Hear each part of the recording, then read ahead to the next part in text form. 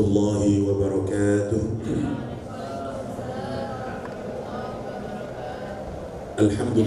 Alhamdulillahi haqqa hamdih, wassalatu wassalamu ala man la nabiyya min ba'dih wa ala alihi wa ashabihi wa jundih. Amma ba'd, ikhwa fillah rahimakumullah yang saya muliakan, Direktur beserta jajarannya dari Ma'had Tazkiyah dirahmati Allah Subhanahu wa taala, para asatidz, rekan-rekan semuanya, dewan guru yang dirahmati Allah Subhanahu wa taala. Insyaallah kita membicarakan masih lanjutan dari surat Yusuf mawon. Terakhir kita bicara tentang beautiful passion yang harus dimiliki oleh para guru untuk agar saat kita mendapati anak-anak yang memiliki karakter seperti putra-putranya Nabi Yaqub alaihissalam, kita mampu kemudian menyikapi perilaku mereka ini dengan cara yang paling terbaik, sehingga kemudian memampukan mereka juga meraih prestasinya yang paling terbaik, sehingga sebagaimana di kalangan para mufassir dijelaskan, mereka juga akhirnya menjadi para anbiya. Hari ini kita bicara tentang kisahnya Nabi Yusuf alaihissalam dari ayat yang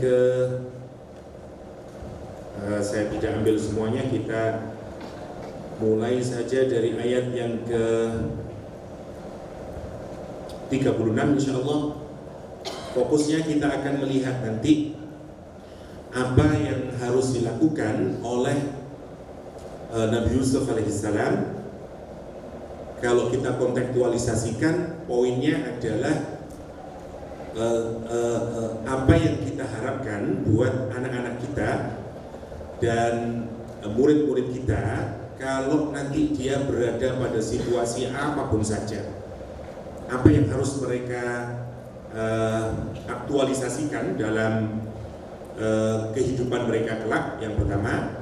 Yang kedua, terutama dalam usaha meraih prestasi atau achievement, kira-kira modal apa yang paling penting yang harus dimiliki, karena nanti kita akan mendapati apa yang dilakukan oleh Nabi Yusuf alaihissalam, sehingga Nabi Yusuf bisa sebelum memasukkan, kalau bahasa sekarang ya, memasukkan lamaran, sudah diangkat oleh raja menjadi Minister of Finance. Ini kan menarik, orang tidak ikut nge-apply untuk mendapatkan pekerjaan, tapi karena begitu memukaunya sehingga kemudian tanpa melakukan lamaran sudah diambil dan dijadikan orang eksklusif, dan bahkan menjadikan Nabi Yusuf alaihissalam sebagai orang yang paling powerful setelah raja di Egypt. Jadi dua poin itu mungkin yang akan kita ambil hikmah dalam usaha kita melakukan kontekstualisasi terhadap dunia pendidikan insyaallah. Oke, bismillahirrahmanirrahim. Kita awali dari ayat yang ke-36. Wa dakhala ma'ahu sijna fatayan. Kisahnya saya singkatkan, Nabi Yusuf alaihissalam ketika digoda oleh Zulaikha, case di close, akan tetapi rumor menyebar ke Mesir. Kemudian dharma wanita Mesir atau niswah, Quran tidak menggunakan kata nisa tapi menggunakan kata niswatun fil Madinah. Untuk biasanya niswah dipakai untuk kalau sekelompok perempuan punya ambisi yang sama, cita-cita yang sama. Tapi kalau kita ngomong nisa itu seperti collection, tapi tidak punya koleksi orang-orang perempuan, tetapi tidak punya pikiran yang sama, cita-cita yang sama. Niswa dipakai kalau dia solid, punya ide yang sama, punya kehendak yang sama. Karena itu Quran menggunakan kata niswa. Mereka solid untuk sebenarnya punya juga agenda politik menjatuhkan Al-Aziz. Singkatnya adalah sebagaimana yang kita ketahui bersama, Yusuf didatangkan dan mereka memotong-motong tangan mereka karena terkesima oleh ketampanan Direktur Tazkiyah oleh Nabi Yusuf alaihissalam, yang sampai kemudian mereka bikin plot bersama-sama Zulaikha dan mengantarkan Yusuf tanpa dilakukan pembelaan diri misalnya di pengadilan. Yusuf kemudian dimasukkan ke dalam penjara secara tidak adil. Jadi kita ceritanya sampai di sini. Oke.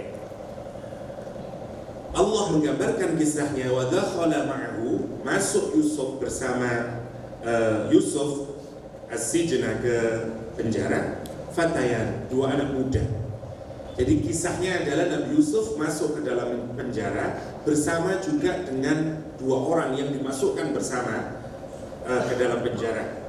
Yang satu adalah tukang roti, yang kedua adalah tukang yang bikin, kalau sekarang wine, ya, juicing wine, dia bikin jus, ya, jus anggur. Jus anggur adalah wine atau khamr. Nah, jadi dia satu tukang khamr yang bikin minuman untuk raja, yang kedua adalah tukang roti. Keduanya ini diduga melakukan usaha untuk membunuh raja karena motifnya belum diketahui. Yang jelas di makanan yang disediakan untuk raja itu diperkirakan makanan ini poisonous, ya, ada racunnya, tapi tidak diketahui siapa yang meracun, sehingga gampangannya diambillah orang yang paling bertanggung jawab dalam urusan ngasih makan kepada raja. Kenapa mereka berani melakukan usaha untuk membunuh raja? Karena sekali lagi yang menjadi raja di Mesir saat itu bukanlah orang Mesir. Karena Quran menggunakan kata Al-Malik, bukan Fir'aun. Tentu saja di sekelilingnya, jadi kira-kira ini bukan minister-ministernya atau menteri-menterinya, banyak yang orang Mesir. Dan tentu saja karena itu ada juga banyak para politisi yang gak suka dengan Al-Malik, selain karena bukan orang Mesir asli. Karena itu tidak disebut dengan Fir'aun. Usaha untuk menggulingkan Al-Malik itu sangat besar. Salah satunya adalah dengan cara meracuni raja. Nah, karena tidak bisa ditentukan siapa yang melakukan peracunan terhadap raja, maka diambillah dua orang ini, satu tukang rotinya dan yang kedua adalah tukang minumannya. Yusuf bersama dua orang ini. Jadi dua orang ini tentu satu ini pasti buruk karena belum bisa ditentukan. Oke, masuk penjaranya bersamaan dengan Yusuf alaihissalam. Sehingga cerita bergaullah mereka. Kalau kita lihat Nabi Yusuf itu periodisasinya, kalau kita lihat tempat-tempatnya ya, satu, dari rumah yang hangat dengan belayan cinta kedua orang tuanya. Kemudian dengan begitu saja Allah kemudian merubah secara total kehidupan Nabi Yusuf, pindah ke dalam penjara, pindah ke dalam gelapnya sumur 3-5 hari. Nabi Yusuf sabar, kemudian berubah lagi karena kesabarannya, ganti ke istana. Di istana cukup lama, tapi kemudian dipindah lagi oleh Allah Subhanahu wa Ta'ala kemana? Ke gelapnya penjara. Jadi kalau kita lihat menarik, Yusuf ini gambaran dari inna ma'al usri yusra, ya. Jadi dari hangatnya rumah Nabi Yakub alaihissalam pindah ke dinginnya sumur, pindah lagi di hangatnya istananya Al-Aziz, dipindah lagi yang paling gelap sekarang di penjara. Dan tidak ada penjara yang enak, ya, tidak ada penjara yang enak. Penjara itu selalu menakutkan. Dan Yusuf bersama dengan orang-orang yang punya perangai yang jahat. Rumusnya, kalau kita ini orang baik berada di situasi yang buruk, biasanya yang baik akan mewarnai yang orang banyak yang buruk, atau sedikit orang yang baik akan terwarnai dengan banyaknya orang yang buruk. Rumus umumnya, tentu saja rumus umumnya adalah kalau kita orang yang baik masuk ke dalam lingkungan yang buruk, kita jadi buruk. Dan itu yang paling mudah untuk menjelaskan kenapa politisi yang sebelum menjabat atau sebelum dia menjadi anggota legislatif atau apapun sajalah rajin ke masjid, misalnya, soleh solihah dia, tapi begitu menjadi anggota legislatif atau yang lain lupa semuanya dia. Ya. Kenapa? Karena biasanya lain sistem Indonesia masih buruk Ustaz. Ya. Karena itu juga Romi ketangkep, nah gitu ya. Jadi maksudnya adalah bahwa memang menarik kalau kita perhatikan. Nanti kita melihat yang pertama pada diri Nabi Yusuf alaihissalam. Bayangin penjara itu hampir bisa kita katakan jumlah maksimalnya adalah atau jumlah terbesarnya tentulah orang-orang yang tidak baik. Tetapi menariknya Al-Quranul Karim memberitahukan kepada kita yang pertama, kita juga tidak boleh melakukan generalisasi bahwa semua orang yang dipenjara mestilah orang yang buruk. Tidak. Buktinya Nabi Yusuf alaihissalam. Buktinya nanti ada tukang wine yang juga ternyata orang yang baik misalnya. Tetapi sekali lagi susah kita ini menjadikan diri kita ini tetap menjadi orang yang baik di tengah lingkungan yang buruk. Yusuf berhasil melakukan itu. Ini yang menarik dari kisahnya Nabi Yusuf alaihissalam. Oke, kita singkatkan dulu. Singkat ceritanya, lama Nabi Yusuf bergaul bersama orang-orang yang ada di dalam penjara, sampai kemudian dua orang yang ada di dalam penjara ini membicarakan sesuatu yang sangat penting dari kehidupan mereka, yaitu mimpi yang selalu menggelayuti dia. Kita bisa ambil kesimpulan yang pertama adalah tidak mungkin orang itu akan mengemukakan sesuatu yang private, sesuatu yang dia anggap penting bagi hidupnya kalau dia tidak merasa nyaman dengan orang yang lain, dengan orang yang mau diagak, yang mau diceritai. Jenengan tidak mungkin akan curhat kepada orang yang sampean tidak merasa nyaman, yakin akan kebaikan dia dan segala macamnya. Dari sini kita bisa sudah melihat hebatnya Nabi Yusuf alaihissalam. Tinggal di penjara tidak merubah akhlaknya Nabi Yusuf alaihissalam. Diuji banyak hal Nabi Yusuf itu. Diuji dengan godaan syahwat, tidak berubah Nabi Yusuf alaihissalam. Sekarang di penjara dia gak berubah apapun. Simak, sampai orang-orang yang buruk itu kemudian begitu dekat dengan Yusuf. Ini kita bisa melihat Nabi Yusuf di sini tidak melakukan dakwah apapun kecuali ya implisit kita melihat Nabi Yusuf memerankan akhlak yang paling terbaik. Ya, sehingga kita lihat orang ini merasa nyaman dan kemudian berani bicara tentang sesuatu yang penting dan private buat dia, yaitu mimpinya. Kalau kita singkat, dia bilang qala ahaduhuma, dia bilang salah satu di antara keduanya, inni arani aksiru khamra, sesungguhnya aku melihat dalam mimpi ya, dan ini terjadi terus menerus pada diriku, aku juicing the wine, aku bikin wine, kata dia, untuk si raja tentu saja. Wa qala al-akhar, dan yang lain, temannya yang lain berkata, inni arani, kata dia, aku, mimpiku adalah ahmilu fawqa ra'si, aku membawa di atas kepalaku ini khubzan roti ya, ta'kulu at-tayr min, kemudian burung memakan roti yang ada di atas kepalaku ini. Kata dia, nabi'na bi ta'wili, jelaskan kepada kami apa makna mimpi kami ini. Inna, lihat kalimat terakhir yang paling penting, inna naraka minal muhsinin, sesungguhnya kami terus menerus melihat kamu ini, menurut kesimpulan kami setelah kami bergaul dengan kamu wahai Yusuf, kamu itu minal muhsinin, orang yang muhsin. Yang pertama pelajarannya, Nabi Yusuf tinggal di penjara, tapi keluar orang memberikan gelaran dia sebagai muhsinin. Masya Allah ya. Kita tinggal di Tazkiyah, belum tentu kita kemudian orang mengasih label karakter kepada kita, you are muhsinin. Ini yang pernah, Masya Allah. Kalau kira-kira mikir, ada orang dalam penjara dan orang, lihat, yang ngasih label itu bukan orang yang soleh, maksudnya bukan orang yang memang baik hatinya. Ini orang buruk bisa menyebut orang dengan muhsinin, itu sudah mestilah akhlak Nabi Yusuf sangat baik. Ya, ini yang pertama yang kita lihat. Jadi kita ini tidak boleh kehilangan untuk berbuat ihsan dimanapun tempatnya, dimanapun tempatnya. Dan benarlah Allah Subhanahu wa ta'ala, kalau kita berbuat ihsan, balasannya adalah perbuatan ihsan lagi. Wa ahsin kama ahsanallahu ilaik. Ya.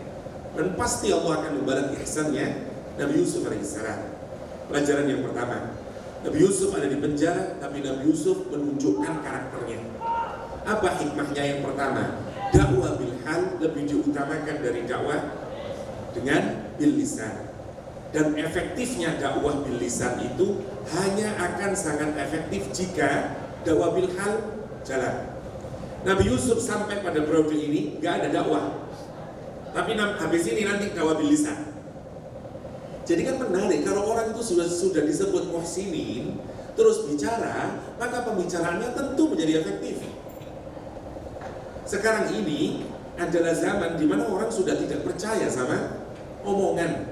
Orang menyebut sebagai post-truth era. Misalnya, kenapa? Karena sudah tidak campur antara muhsin, ya, antara dakwah dengan hadiah kita dan dakwah dengan ucapan kita.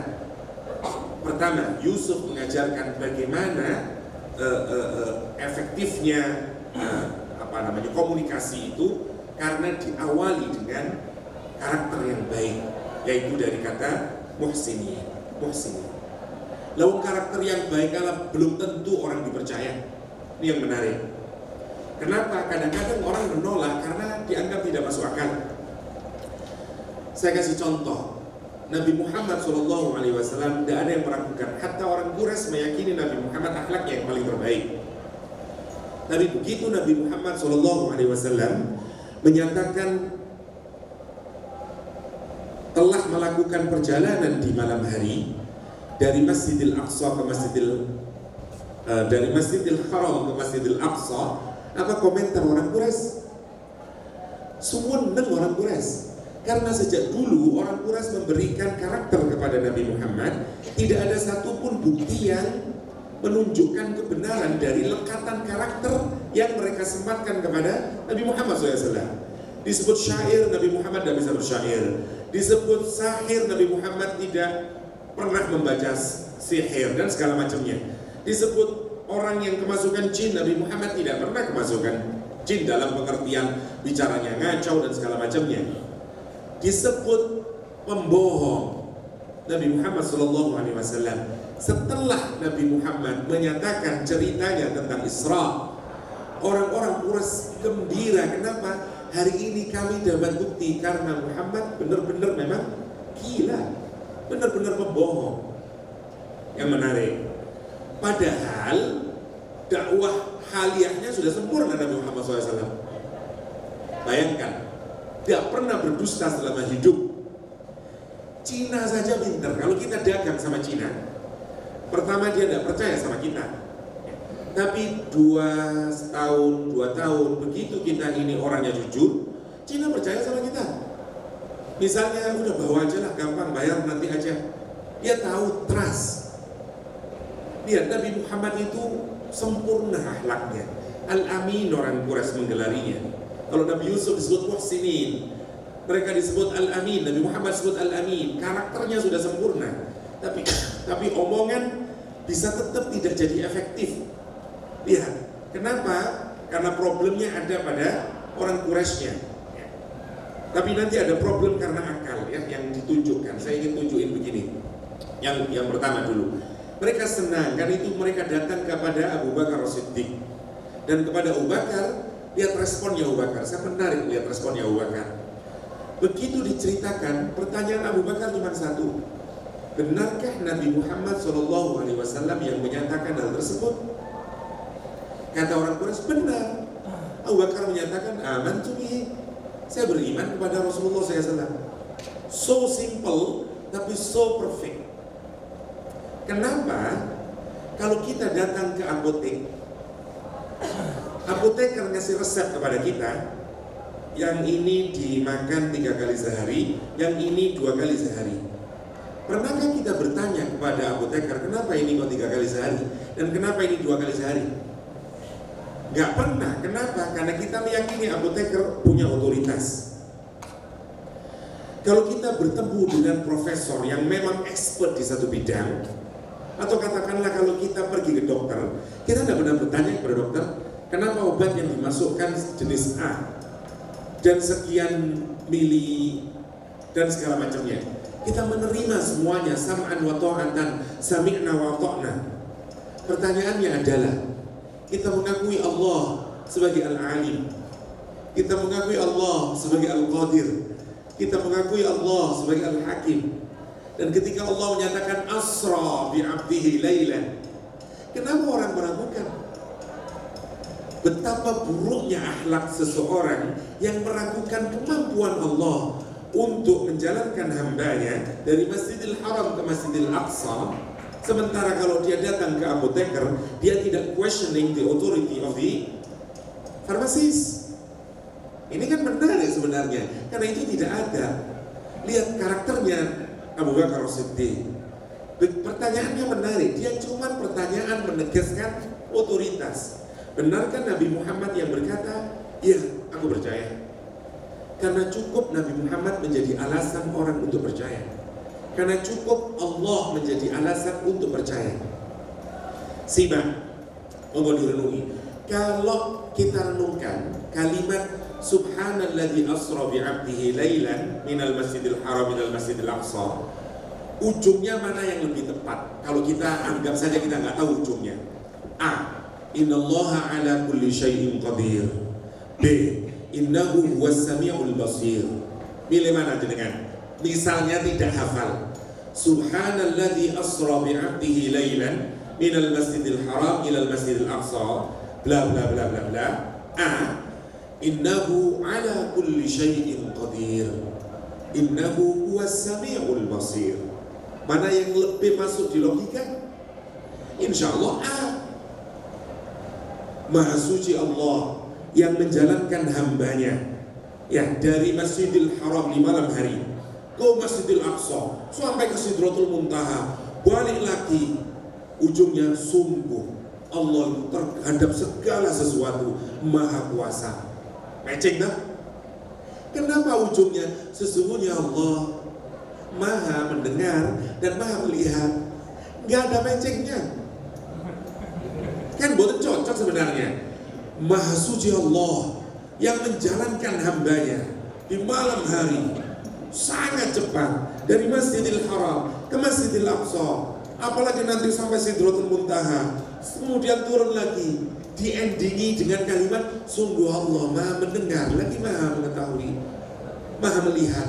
Iya tadi saya awal baca, oh bos kenapa kuda innahu ala kulli syai'in qadir?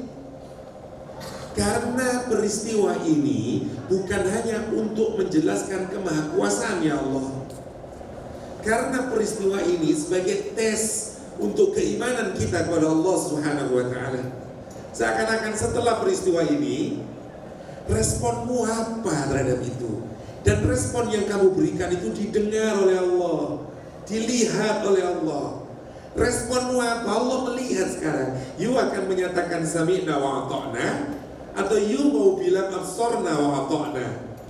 Karena ujian ini ujian yang akan membedakan siapa yang imannya benar, siapa yang imannya masih setengah-setengah, siapa yang justru mengkufuri Allah Subhanahu wa ta'ala.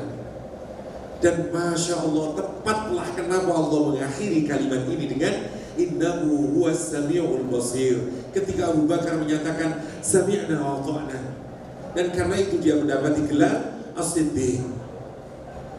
Dan memang yang paling tepat sebenarnya kalau kita pikirkan, iman itu sebenarnya memang karena telinga, bukan karena basir. Saya lihatkan bagaimana kita percaya ya. Kalau kita hanya pakai akal, sebelum nanti ke surat Yusuf lagi ya, saya tertarik begini. Menurut Albert Einstein, dulu dia mengawali bahwa waktu itu dianggap tetap dan tergantung sama kecepatan ya, dan segala macamnya. Dia menganulir pendapatnya dan menyatakan waktu itu relatif.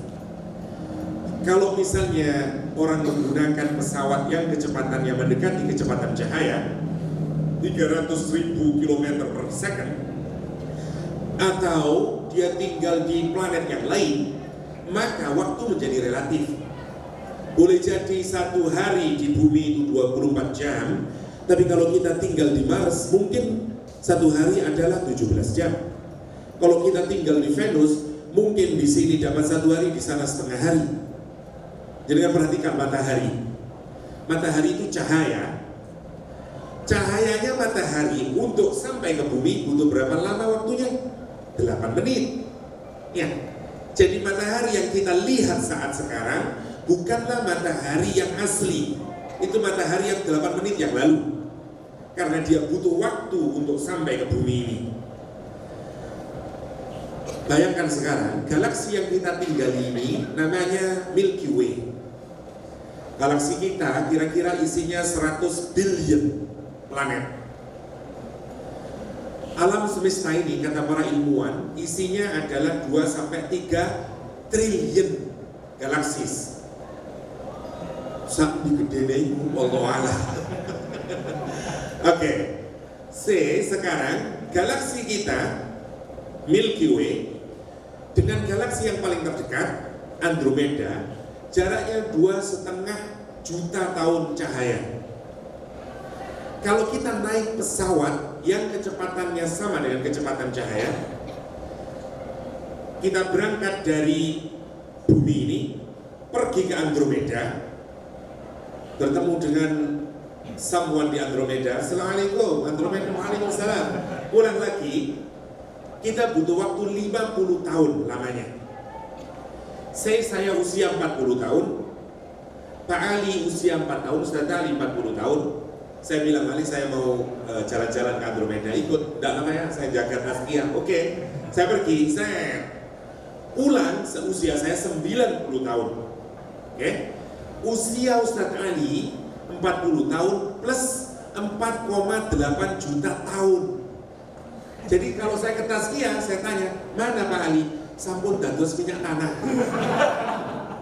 Karena sudah jadi fosil dan sudah berubah jadi, karena butuh waktu 4,8 juta tahun perbandingannya. Dan mungkin sudah ada tazkiyah, dan mungkin bumi juga sudah ada itu. Pertanyaannya bagi saintis, ini pasti merupakan hal yang impossible dilakukan Nabi Muhammad. Karena Nabi Muhammad tidak ke Andromeda. Nabi Muhammad itu ke 7 heavens. Lagi 1, 2, 3, 4, 5, 6, 7 sampai Sidratul Muntaha. Balik rumah Ummu Hani, tetap rumah Ummu Hani. Abu Jahal tetap Abu Jahal. Mekah tetap Mekah.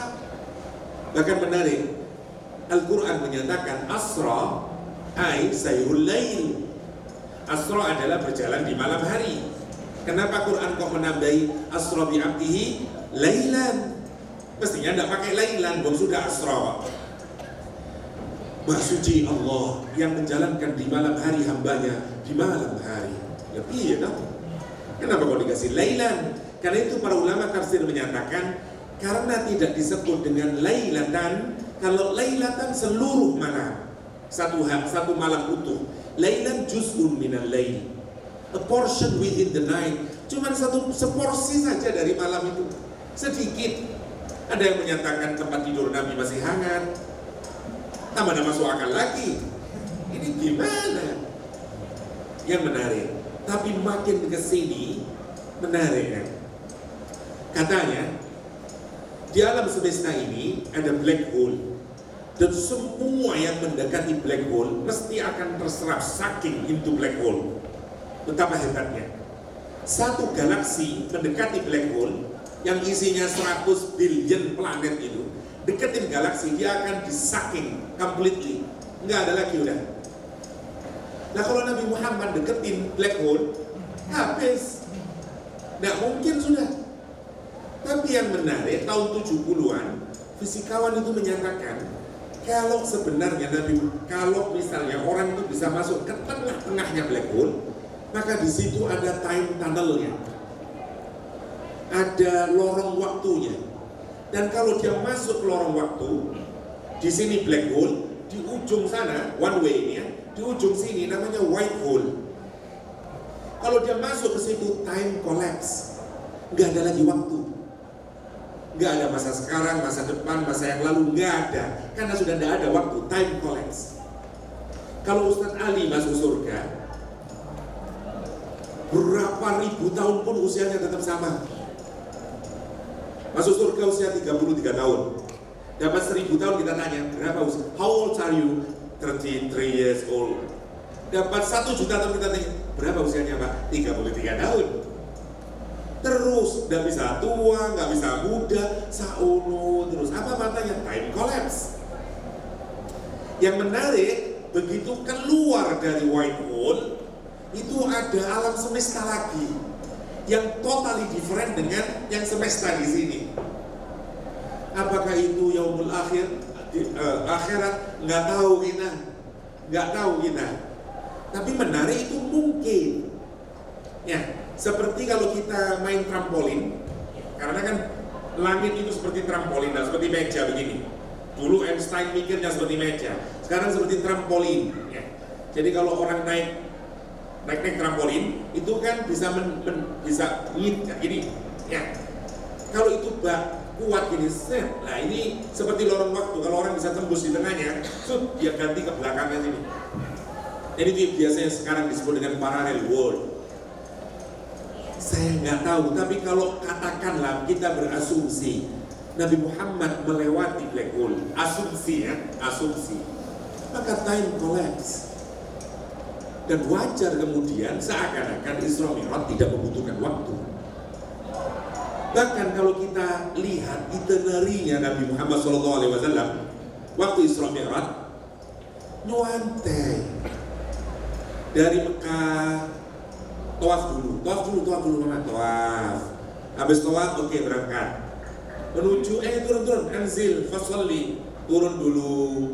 Habis itu tanyain, kamu tahu nggak apa itu? Itu Thaibah, tempat kamu dari hijrah, riwayat Imam Nasai. Jalan lagi, turun di Tursina, itu tempatnya Nabi Musa. Berangkat lagi, terus sampai di Baitul Laham, tempatnya Nabi Isa dilahirkan. Sampai masih ngikat buruknya di batu, ada batunya nanti berlobang. Sholat Nabi Muhammad SAW, nyantai perjalanannya. Nah kalau kita hitung pakai ilmu apa terus, tidak masuk akal semuanya. Tapi yang menarik, lihat nama-namanya. Bukankah kendaraan Nabi namanya buruk? Dan buruk itu dari kata barbun itu lightning, semuanya kaitannya dengan light.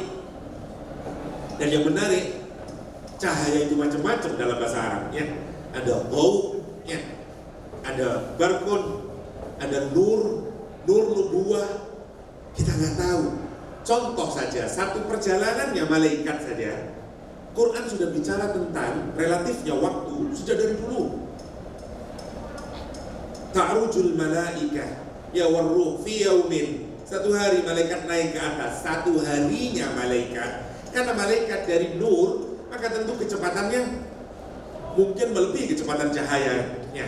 Karena itu satu harinya malaikat khamsina alfasana, 50.000 tahun di dunia. Wajar kalau Andromeda tadi sekian. Menarik kalau kita perhatikan. Lah, pertanyaannya adalah orang sekarang membutuhkan itu untuk mempercayai Isra wal Mi'raj. Tetapi apakah orang yang membutuhkan penjelasan rasional yang semacam itu adalah orang yang imannya sempurna? Sebenarnya tidak. Kenapa? Karena dia rapuh makrifatnya kepada Allah. Kalau saya percaya sama Ustadz Ali sebagai orang yang jujur, maka ngomong-ngomong ya Ustadz Ali saya percaya. Kenapa? Karena saya makrifat benar terhadap Ustadz Ali.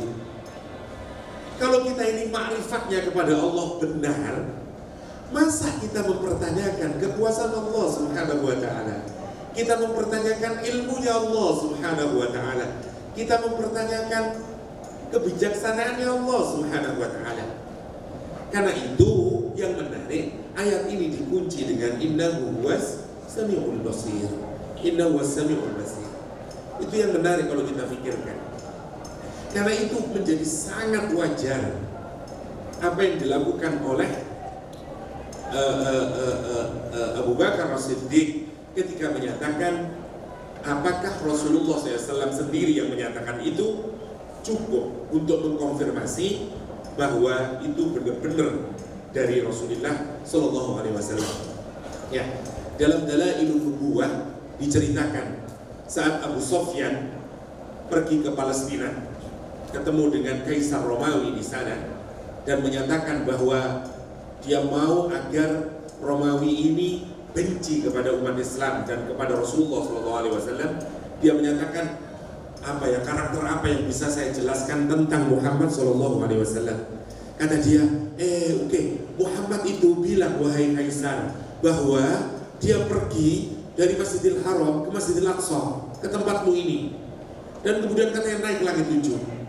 Siapa yang membenarkan? Uskup, ya, uskup yang ada di Palestina menyatakan, iya mungkin benar. Dulu saya ingat waktu itu, di malam hari itu, saya ini adalah orang yang paling terakhir keluar dari Masjidil Aqsa. Pintu-pintu Masjidil Aqsa saya tutup semuanya. Pada malam hari itu, saya mau menutup pintu itu, gak bisa. Saya panggil semua orang untuk membantu saya menutup pintu, gak bisa. Kesimpulan orang katanya bahwa struktur bangunannya turun, sehingga pintu itu gak bisa ditutup, dan kami biarkan pintu itu terbuka. Sampai kemudian saya meyakini pastilah para nabi turun untuk sholat di Masjidil Aqsa, dan saya percaya, uskupnya percaya kalau Nabi Muhammad SAW pernah datang ke Masjidil Aqsa. Menarik kalau kita perhatikan.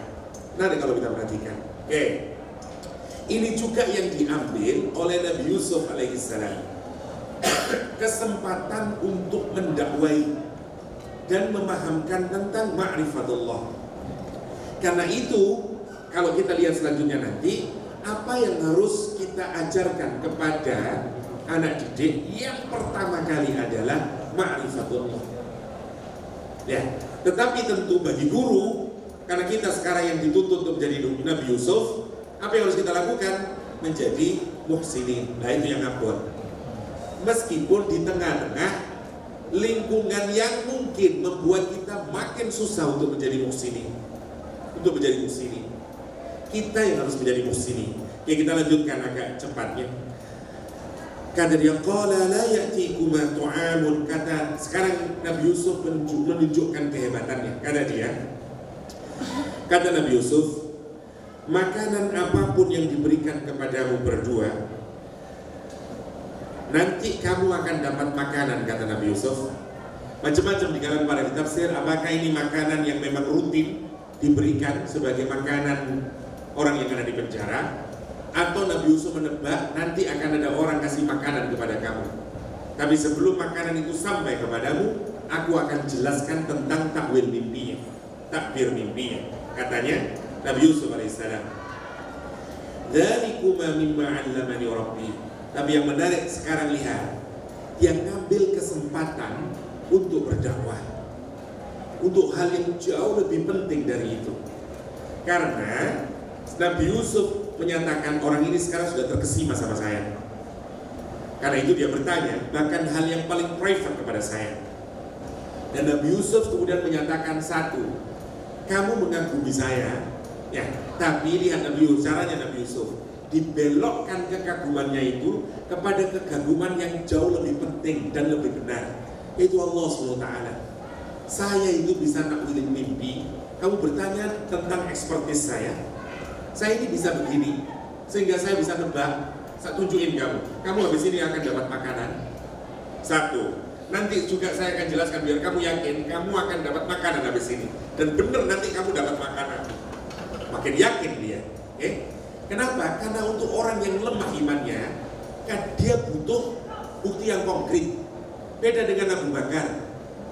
Gini ya, kenapa saya bilang iman dengan mata itu lemah? Karena mata itu alat. Mata dengan kamera, mata kita ini sangat punya keterbatasan. Kalau kita keluar di malam hari, ada banyak bintang yang usianya 8 tahun, 10 tahun. Dan kalau kita lihat ke atas, kita sangka itu bintang yang muncul malam hari itu. Padahal dia sudah 8 tahun yang lalu. Andai kita punya pesawat yang mendekati kecepatan cahaya, kita naik ke atas, kita nyari bintang yang bercahaya itu, mungkin sudah tidak ada di tempatnya. maka apa yang kita lihat itu benar-benar menipu. Dan kalau kita meyakini itu lono bintang, hakikatnya mungkin dari situ bintangnya. Dan kalau bayangkan kalau kita beriman hanya didasarkan karena mata, jangan jauh-jauh lah kita melihat ke sebelah kita dalam jarak 1 kilo, yang kelihatan apa? Semak belukar, hijau saja Ustaz. Kalau kita pakai kamera di zoom, mungkin akan kelihatan 2 orang sedang pacaran. Mana yang lebih kita percayai? Mata kita atau kamera? Kamera. Karena kamera ini alat, mata kita alat, dia punya margin of error. Tetapi yang menarik, peradaban kita digiring untuk percaya kepada sesuatu yang bisa dilihat. Seeing is believing. Dan itu contoh dari iman yang rendah. Dari iman yang rendah. Kenapa sih kok rendah? Karena melihat itu tidak butuh IQ. Ini air ya, tidak perlu kuliah S1. TK juga tahu ini air ya. Tetapi kalau mendengar itu butuh brain. Orang mendengar mesti harus melibatkan akal kita. Kalau kepingin tahu orang yang mendengar tidak melibatkan otak adalah lihatlah pasangan suami jenengan sedoyo. Nanti seringkali bapak-bapak itu kalau diajak ngomong sama istrinya udah ngomong panjang nih, Mas nanti begini, ya ini gini Mas ya. Terus gimana Mas, pilih yang mana? Hah? Dia hearing tapi tidak listening. Kenapa? Karena dia mendengar tapi tidak masuk ke dalam otaknya. Orang kalau mendengar butuh kaitin sama otak. Tapi kalau melihat tidak. Karena itu melihat itu lemah. Dan kalau kita dasarkan iman atas melihat, gampang berubah. Coba jangan pikirkan, bagaimana orang bisa berubah imannya setelah dia bisa melewati Laut Merah. Ini kan huge dan very spectacular sebenarnya kalau kita pikirkan. Laut Merah terbelah, orang yang lewat di tengahnya, di pinggirnya hiu. Bayangkan, mestinya kan tidak berubah iman itu.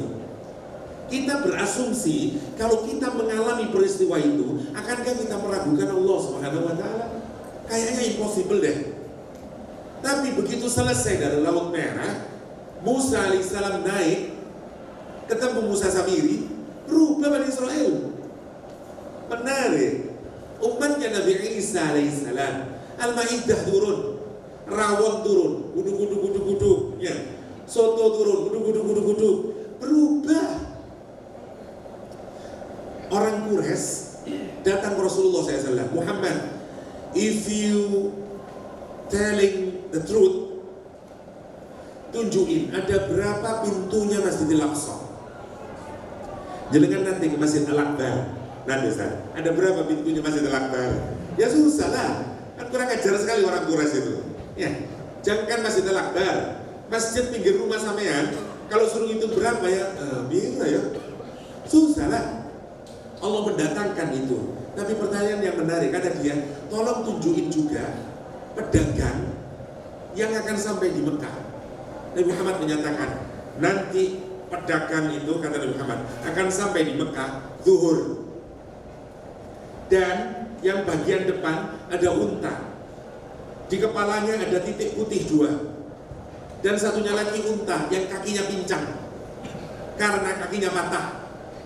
Oke, orang Quraisy nunggu jam 10, oke, jam 11, jam 12, datang bener rombongan dagangnya. Dan dilihat benar-benar titik putih 2. Satu riwayat lagi warnanya abu-abu, satu riwayat lagi satu bener pincang. Ditanyain, kenapa untamu kakinya patah? Persis seperti omongan Rasulullah SAW. Dan dia witnessing with their own eyes. Pertanyaan saya, mereka beriman? Inna Muhammadan lasahir. Itu omongan dia. Kenapa? Mata itu tidak kuat. Mata tidak kuat. Awal kita menikah, kita bilang, you are the most beautiful lady on earth. On earth bilangnya. Habis gitu 3 tahun, top model. Misalnya tidak kuat. Makanya kalau iman didasarkan karena melihat, gak kuat. Ini yang menarik. Karena itu tidak ada sahabat satupun yang berkata absorna wa ata'na, sami'na wa ata'na. Di Al-Quran, kalau saya tidak keliru, cuma 2 kali Quran mendahulukan basar atas sami'. Semua sami'un basir, tidak basirun sami', nggak ada basirun sami', sami'un basir. Bahkan orang Nahdlatul Ulama kalau wiritan ya sami'u ya basir, ya sami'u ya basir, tidak ada ya basiru ya sami', enggak, ya sami'u ya basir. Kenapa? Karena sami' lebih powerful. Sami' lebih powerful. Nah, sekarang perhatikan di Quran cuma 2 kali, satu di Al-Kahfi kalau saya tidak keliru dan berkenaan dengan ceritanya Al-Kahfi, yang satu di surat As-Sajdah. Imannya orang kafir saat dia sudah dihantarkan ke dalam neraka, di depan neraka baru dia bilang, Rabbana absorna wa sami'na farji'na na'mal salihan inna muqinun, kata dia. Ya Allah, sekarang saya lihat ya Allah, saya iman ya Allah karena saya melihat sekarang. Iya, sudah melihat neraka. Semua yang kita imani, semuanya tidak bisa kita lihat. Allah tidak bisa kita lihat, surga tidak bisa kita lihat, neraka tidak bisa kita lihat, semuanya tidak bisa kita lihat. Termasuk Nabi Muhammad tidak bisa kita lihat. Karena itu kita butuh apa? Kita butuh otak kita. Setelah kita mendengar pemberitaan dari Al-Quran, dari hadis, gunain otak itu yang membuat kemudian kita percaya. Tapi kalau kita mau, mana buktinya? Muhammad itu imaginary figure in the story, kata orang-orang bule. Tidak ada, hatta Nabi Isa dibikin begitu sama orang-orang Barat. Itu sebenarnya nggak ada, tokoh fiktif saja. Seperti bukunya The Essence of Christianity dari Ludwig Feuerbach yang paling terkenal, yang mempengaruhi Karmak, dan Karmak kemudian menjadi orang ateis. Dari siapa dia dipengaruhi? Dari Ludwig Feuerbach, Essence of Christianity. Karena kata dia, nggak ada. Nabi Isa itu cuma tokoh fiktif lah dalam sejarah, nggak ada, diciptakan. Masya Allah kalau kita pikirkan. Kenapa? Karena peradaban ini amat sangat menekankan terhadap materi. Bahkan kita menganggap sesuatu yang real itu harus apa? Observable, ya, bisa diindrai. Ukuran kita menganggap sesuatu yang real adalah sesuatu yang diindrai, which is wrong kalau kita compare dengan agama. Karena itu kalau kita agama, Allah tidak real. Kenapa? Gak bisa pakai 5 senses, Pak, misalnya. No, dia real. Ya, itu yang menarik. Karena itu di Islam berbeda. Ya, tidak bisa. Itu yang kalau kita perhatikan. Oke, kita lanjutkan kembali lagi ke Nabi Yusuf alaihissalam. Sekarang kata Nabi Yusuf alaihissalam, dia ambil kesempatan jelasin ma'rifatullah. Tapi tentu saja karena orang ini amat sangat parah, ya, dia tidak kenal Allah. Karena yang masuk Islam Nabi Yusuf alaihissalam, yang lain belum. Ini semua orang kafir, semua orang-orang non-muslim. Karena itu ngambil kesempatan. Tapi menarik kalau kita urut-urutkan itu, bukan diawali dari bicara, tapi diawali dari akhlak. Kalau jenengan buka di YouTube hari ini, banyak ustadz-ustadz instan itu sekarang, kiai-kiai instan, mubaligh itu, yang kalau kita perhatikan ini, bosnya kelakuan tidak karu-karuan, omongannya enggak karu-karuan. Kenapa? Karena tidak mengikuti metodologi yang benar, sebagaimana yang kita lihatkan di sini. Ya, Yusuf untuk bisa berceramah, ya, ngasih dakwah bil lisan, sudah jadi muhsinin. Dulu, dan muhsininnya bukan ngeklaim, orang lain yang ngasih. Masya Allah, orang lain yang bilang inna naraka minal muhsinin. Masya Allah, ya, Masya Allah. Dulu orang yang menilai, sampean ustaz, sampean kiai. Sekarang enggak, televisi yang menilai, YouTube yang menilai. Sudah beda lagi. Ini yang kenapa kemudian tidak bersatu. Lihat, sekarang diambil, kata dia, "Dzalikuma mimma 'allamani Rabbi." Saya ini bisa nakwilin bukan karena saya sendiri, Allah yang ngajarin saya. Oh, pinter ya, ngambil celahnya. Maka kita ini harus bisa mengajarkan kepada anak didik kita nanti, you boleh jadi apapun, nah, you bisa jadi arsitek, you bisa jadi pilot, you jadi apapun, tapi gunakan setiap kesempatanmu. Satu, jadilah kamu muhsinin di segala tempatmu. Dan kalau kamu sudah jadi muhsinin, cari kesempatan apapun untuk ngajarin orang tentang ma'rifatullah. Dan itu pesan yang paling sentral sampai ayat ini. Jadi kita ini mau jadi apapun, go. Hatta Nabi Yusuf jadi Minister of Finance, dan jadi ahli tafsir, Minister of Finance misalnya. It's okay, tapi lihat semua kesempatan hatta di penjara oleh Nabi Yusuf digunakan juga untuk ma'rifatullah, mengenalkan Allah. Itu poin paling penting sekarang yang harus kita ajarkan kepada anak kita. Jadi kalau dia lulus, pastikan anak you tetap jadi muhsinin. Pesannya muhsinin, lihat, kalau you melakukan amal, amallah yang paling terbaik. Bukan hanya menjadi orang yang thayyib, jadi muhsin. Jadi muhsin yang ibadahnya excellent kepada Allah, yang interaksinya kepada orang lain excellent, yang paling terbaik. Karena sekarang dia akan melakukan yang paling optimal. Kalau you bekerja, kerjaannya ihsan, dimanapun posisinya. Masya Allah, kalau kita bisa demikian, perhatikan sekarang ustadz-ustadz zaman dahulu kala, kiai-kiai zaman dahulu kala, yang dia lakukan terhadap santri ihsan. Ya, dia ngasih makan santri, dia ngasih beban, semuanya. Kalau kita perhatikan itu, sakit-sakit dia tetap ngajar. Apa yang dia berikan untuk santrinya? Ihsan. Yang paling tertinggi yang dia bisa berikan. Sampai sakit-sakit kalau kita perhatikan itu. Jadi dia tidak transaksional dalam mengirim materi saja semata-mata. Dan itu yang kita pikirkan, bagaimana kita menjadikan diri kita dan anak didik kita menjadi orang yang muhsin. Dalam bahasa sekarang, profesional dan memberikan yang paling terbaik. Dulu saya pernah mendengarkan waktu masih rame-ramenya di Metro TV Golden Ways, kata dia, apa yang membuat Mario Teguh bisa sukses sampai di Golden Ways?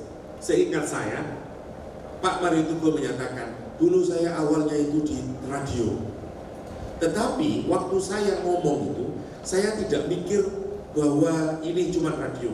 Saya mikir, saya ngasih ngomong itu yang paling terbaik yang bisa saya lakukan. Kata dia, nanti alam itu tahu caranya sendiri. Kalau you memberikan servis yang mestinya harganya itu 1 juta, meskipun kamu cuma dibayar 100.000, alam tahu caranya nanti untuk mengganti yang 900. Itu omongannya Pak Mario Teguh. Ya. Itu kan bahasa manajemen untuk menjelaskan muhsin, kan sebenarnya begitu aja sebenarnya itu.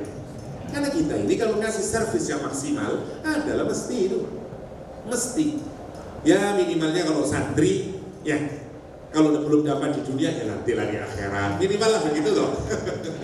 Menghibur duka lara, kamu kan begitu.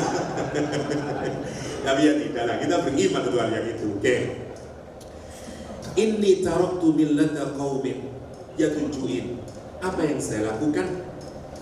Saya keluar ya dari millahnya kaum. Lihat, kalimat yang dipakai oleh Al-Quran selalu menarik. Pakai millah. Kalau kita melihat, sebenarnya agama itu kan way of life. Ya, din itu way of life. Dia ngatur seluruh kehidupan. Tapi Quran menggunakan kata millah untuk ayat ini. Kenapa? Millah itu malah ya milu, incline, kecenderungan. Kalau kita cenderung miring terus gitu. Biasanya millah itu dipakai untuk keimanan atau untuk keyakinan yang kita sudah meyakini secara emosional, sehingga kita ini kalau ada sudah sangat emosional, maksudnya dalam masuk dalam hati, namanya millah. Misalnya gini contohnya ya, contohnya kalau misalnya Nabi Muhammad dijelek-jelekin, dia dengan marah, itu sudah jadi millah. Seperti ada attachment yang dalam, spiritually. Nah, agama itu awalnya dia hanya seperangkat aturan dan segala macam. Tapi kalau masuk dalam hati sampean, menjadi cinta, menjadi ikatan yang wah itu sudah masuk dalam hati, namanya millah. Namanya millah. Oke, lihat. Kita ini kalau hidup di masyarakat, ada culture yang susah kita melepasnya. Karena itu sudah menjadi bagian dari diri kita. Susah kalau, makanya kita kemudian bisa membedakan orang, sampai orang Sunda, sampai orang Jawa, sampai orang Madura. Kenapa? Karena culture itu embedded dalam diri kita. Itu susah. Tepat sekali Quran menggunakan kata millah.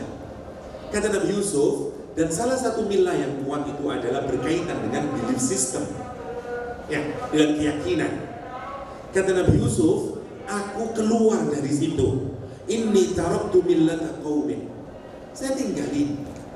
You harus berani untuk meninggalkan, ya, dari lingkungan yang tidak benar dan segala macamnya, meskipun berat. Hatta sebesar Abu Thalib gak berani meninggalkan millahnya ini. Persoalan millah itu, ya. Inni taraktu millata qaumin la yu'minuna billah. Ya, kata dia, wa hum bil akhirati hum kafirun. Dan mereka ini terhadap akhirat tidak percaya. Saya tinggalin itu. Kata Nabi Yusuf pertama kali untuk nunjukin ibarat trik-triknya. Setelah dikasih tahu, oke, ini memang berat, kamu akan punya resiko karena kamu akan meninggalkan culture-nya. Mesti orang akan menganggap kamu sinting, orang nggak suka karena berubah dari apa yang merupakan keyakinan culture masyarakat. Mesti susah, mesti ada teman yang kemudian menjadi tidak mau berteman lagi dan segala macam karena millah. Oke. Kemudian wattaba'tu millata abai, kata dia, dan kemudian aku memilih. Nah, ini untuk mikir, oke, lihat kaummu begini. Dan karena itu tidak cocok, imannya begini. Setelah diinstruksi Allah, aku memilih sekarang wattaba'tu, ya, aku pilih millahnya bapakku Ibrahim, Ishak, Yaqub, yang dia yakini itu semuanya. Oke. Kata dia, maka lana an musyrika billahi min syai'. Ini singkatnya, saya tidak mau berpanjang-panjangnya, tapi ini ngajarin ma'rifatullah, ya. Dzalika min fadlillahi 'alaina wa 'alan nas walakin aktsarun nas la yashkurun. Kata dia, ini semuanya, ya, dan kemudian nikmat yang diberikan oleh Allah kepadaku bisa nakwili dan segala macamnya, ini semuanya adalah fadlnya Allah Subhanahu wa ta'ala. Kan tapi banyak manusia itu tidak bersyukur. Saya lihatkan dulu, kenapa Nabi Yusuf menceramai tentang ma'rifatullah, tentang keimanan. Memangnya orang ini salah? Orang ini kesalahannya adalah mau membunuh raja. Mestinya kan kalau nasihati, sama itu harus akhlaknya yang baiklah, jangan terlalu rakus sama kekuasaan itu. Lagi itu tuh, kenapa kok nasihatin tentang ma'rifatullah? Maksudnya dari sisi Nabi Yusuf kita tahulah, karena dia menjadi nabi maka penting untuk mendakwahkan ma'rifatullah. Tapi dari sisi kita ngerilit kepada orang tersebut, apa dampaknya? Nabi Yusuf itu mau bilang begini kira-kira lah, perbuatan jahat itu ada root cause-nya, ada sumbernya. Sumbernya itu adalah syirik kepada Allah SWT. Sumbernya itu adalah ketidakadaan iman di dalam dada seseorang. Kalau sampean iman, nanti buahnya adalah amal soleh. Kalau Anda tidak punya iman, buahnya adalah maksiat. Karena itu Nabi Yusuf kalau ngobatin, bukan ngobatin yang apa namanya itu, kayak kita datang ke apoteker, ya, katanya ada banyak orang apotek itu yang berbisnis.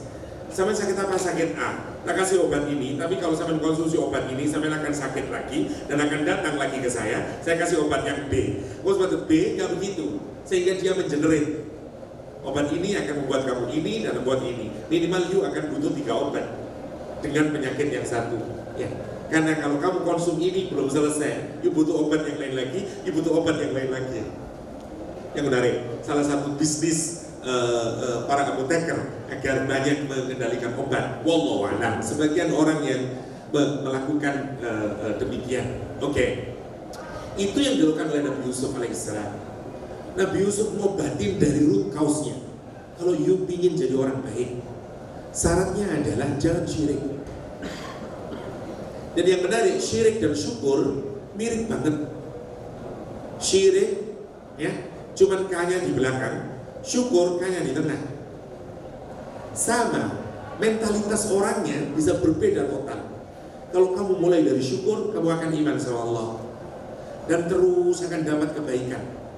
Ya, kalau kamu mulai dari syirik, akan muncul terus keburukan. Itu yang mau dijelaskan oleh Nabi Yusuf alaihissalam dengan pernyataan, dengan mendakwai ma'rifatullah, karena masuk nanti ke dia. Itu yang mau yang pertama.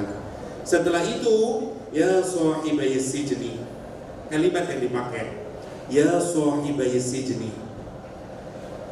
Kalau kita panggil mad'u, panggilan dengan panggilan yang baik. Sama nanti.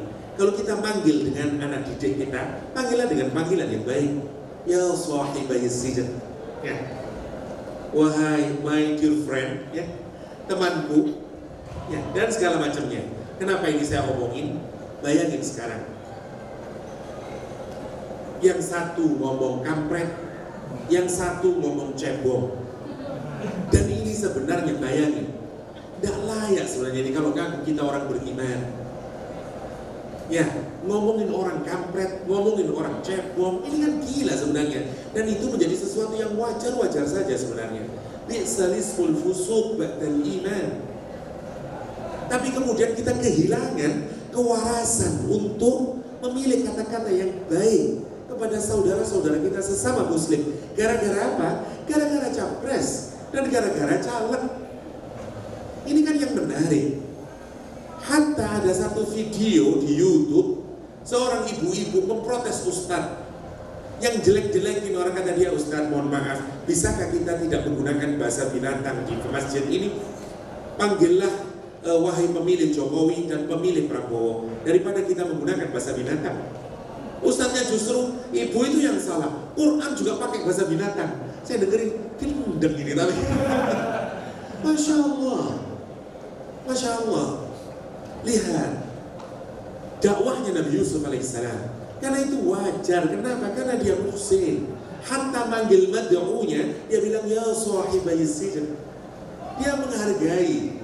Konco, ya teman, dia hargai. Itu juga kalau kita mau efektif, panggil dia dengan panggilan yang baik, karena itu akan mengefektifkan pembicaraan kita.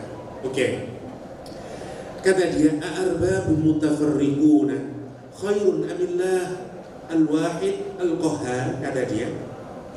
Sekarang kalau kita teruskan, satu, kena emosinya dulu. Ya, cara Nabi Yusuf mengajarkan, diajarin ma'rifatullah, disuruh melihat kenikmatan yang diberikan oleh Allah. Ya, dikasih usaha, dikasih itu. Sebenarnya apa yang mau disentuh? Syukur. Yang disentuh adalah hati kita. Tapi lihat, semua dakwah Nabi itu melibatkan dua itu. Satu melibatin otak, dua melibatin hati. Di mana-mana nanti. Kalau kita melihat yang pertama, yang ma'rifatullah tadi, itu semuanya kan tidak menyentuh aspek intelektual. Apa yang disentuh? Ruhani kita yang disentuh.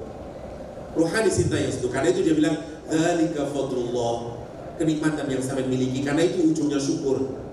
Kok pikir loh, sampean kok iso ngono iku loh. Kenapa kau berbuat maksiat kepada Allah SWT? Nikmat mana yang mau kalian? Itu apa yang disentuh? Aspek ruhani. Sama, kalau kita mendidik, dua-duanya harus ada. Ada mana yang lebih didahulukan kalau kita perhatikan sekuennya. Bahasa ruhani dulu, bahasa hati dulu. Setelah itu, yang kedua sudah enggak. Kalau kita menggunakan komparasi, itu pasti wilayahnya akal. Ya karena yang bisa mengkompar itu akal. Aisyah wa Fatimah, akal itu. Sampai kalau pakai hati tidak bisa mengkompar orang. Semua orang baik pak, makhluknya Allah. Tidak pilih situ, bukan sakit dulu mak. Oh itu hati itu. Kalau ngomong gitu. Tapi kalau kita ngomper itu akal. Karena semua yang bisa melakukan komparasi itu akal. Lihat kalimatnya sekarang. A'arbabun mutafarriqun khairun. Akal sekarang. Lihat, dakwah yang dilakukan Nabi Yusuf semuanya. Satu, karakternya disempurnakan dulu, muhsinin. Habis itu dia start yang paling penting, yaitu ma'rifatullah. dakwahnya dengan menggunakan duanya, satu, pakai bahasa yang menyentuh, masuk ke dalam hatinya. Terutama dari apa kita bisa mengenal panggilan yang baik. Orang kalau dipanggil dengan yang baik, yang kena apanya dulu, bukan otaknya yang kena, hatinya yang kena. Seperti istri-istri kepada suami-suami, mas yang ganteng, dia tidak mau kena apanya, otaknya, hati kita yang mau disentuh. Atau perempuan yang kita udah sweetheart, wes lali omet kok, dah iling kali, perasaannya aja yang jalan. Dan memang itu yang dilakukan. Tapi habis begitu lihat, dia juga pakai otak. Ya. Benar kalau kita perhatikan Al-Quran. Arbabu mutafarriquna khairun amillahul wahidul qahhar. Kita belum ke poinnya ya. Saya mau poinnya itu bahas soft skill, hard skill sebenarnya ujungnya nanti. Oke, kita akan cepatlah. Ma ta'buduna min dunihi illa asma'an sammaitumuha. Ini semua pakai logika sudah. Ya. Saya tidak akan jelas sampai yang itu menyembah. Lihat sekarang kita mikir, oke, kita bandingin apa Tuhanmu, Latta, Uzza, Fir'aun ini, Fir'aun itu yang kamu jadikan. Sebenarnya benarkah dia punya karakter yang sesuai dengan ucapannya? Misalnya Tuhan apa ini? Misalnya apalah Latta misalnya. Oh, dia kita sebut dengan yang maha besar. Memangnya dia besar? Oh, dia cuma kayu. Oh, dia cuma itu. Dia cuma nama yang dilekatkan. Asma sammaitumuha. Ya, sama kita nyebut orang seperti orang sekarang lah. Sampai nonton melihat ada orang profesor, mestinya kan orang pintar ini. Bapak profesor gini. Begitu dia ngomong, oh seprofesor gitu. Itu namanya asma sammaitumuha. Cuman sesuatu yang dilekatkan kepada dia. Gak cocok sebenarnya. Itu maksudnya. Sama, semua Tuhan-Tuhan yang disembah yang banyak itu, kata Nabi Yusuf alaihissalam, illa asma'an sammaitumuha antum, kata dia, wa abaukum. Enggak ada itu, semuanya pakai akal sekarang ya, kata dia. Ma anzalallahu biha min sultan. Dia tidak punya otoritas apapun. Inil hukmu illa lillah. Kebijaksanaan itu semuanya yang terpulang pada Allah Subhanahu wa taala. Amara an la ta'budu illa iya dzalika ad-dinul qayyim walakin aktsarun nasi la ya'lamun. Saya skipnya, tidak perlu kita jelasin terlalu detail dengan sambut lebih paham, tapi intinya adalah satu, pakai bahasa yang pakai hati, yang kedua pakai bahasa yang pakai akal. Kita pun kalau ngajar bisa begitu. Percaya sama saya, kalau kita ini ngomong hanya dengan akal, boten kuat. Paling lama 2 jam. Udah kelimpungan kita itu. Tapi kalau kita ngomong pakai hati, Masya Allah, sebagaimana syair dalam Arab pengantin baru, ya laylutul ya misalnya, malah panjangkanlah, kok subuh sih? Kok sudah subuh sih? Kata dia, malah panjangkanlah kau, karena kepingin dia berlama-lama. Ya, sebagaimana Nabi Musa alaihissalam saat bercakap-cakap dengan Allah Subhanahu wa ta'ala. Ruhani itu ingin memperpanjang, otak kita nggak kuat. Karena dia mesin, dia tidak kuat. Karena itu ada masa. Ya, kalau kita hanya mendidik hanya dengan akal, capek orang. Jadi kalau pakai hati nggak akan capek orang. Kenapa? Karena kesentuh ruhaninya. Oke. Kita lanjutkan. Ya sahibai. Mana tadi? Wa qala lilladzi ya sahibai as-sijni wa qala lilladzina dhanna annahu najin. Nabi Yusuf sekarang sudah bisa memprediksi, memperkirakan, kata dia. Kata Nabi Yusuf berkata kepada orang yang menurut Nabi Yusuf dia akan selamat, yaitu tukang wine. Nabi Yusuf berkata, "Udhkurni 'inda rabbik." Kata dia, nanti tolong mention my name di hadapan Rabbmu. Siapa maksudnya? Di hadapan Al-Malik, karena dia belum orang mukmin. Oke, tolong ingat kalau kamu nanti selamat, please sebut nama saya ya. Oke, kata dia. Fa'ansahu syaitan. Tapi syaitan bikin dia lupa. Begitu dia bebas, dia tidak ngomong sama sekali tentang case-nya Nabi Yusuf. Sehingga Nabi Yusuf stay longer. Di mana? Di dalam penjara. Kila menyatakan kira-kira bisa sampai 7 tahun Nabi Yusuf dalam penjara. Oke. Kemudian tinggallah di penjara bid'ah sinin. Oke, singkatnya, wa qala al-malik, sekarang rajanya bermimpi. Raja mimpi ini ara sab'a baqaratin, sebagaimana yang kita ketahui bersama. Kata raja, aku mimpi ada 7 ekor sapi yang gemuk, ya. Kemudian dimakan oleh 7 ekor sapi betina yang gemuk dimakan oleh 7 ekor sapi yang kering, ya, yang kurus. Ini sudah aneh loh. Kita lihat sekarang, 7 sapi yang gemuk dimakan oleh sapi yang kurus. Mimpi apa ini? Mestinya apa yang benar? 7 sapi yang gemuk memakan sapi yang kurus, masuk akal lah. Kalau yang gemuk dimakan sama yang kurus, ini gimana? Ya, saya dimakan oleh Pak Ali, ya salah lah. Saya yang makan Pak Ali, saya gemuk, gitu toh. Mestinya gitu toh, masuk akalnya itu. Oke.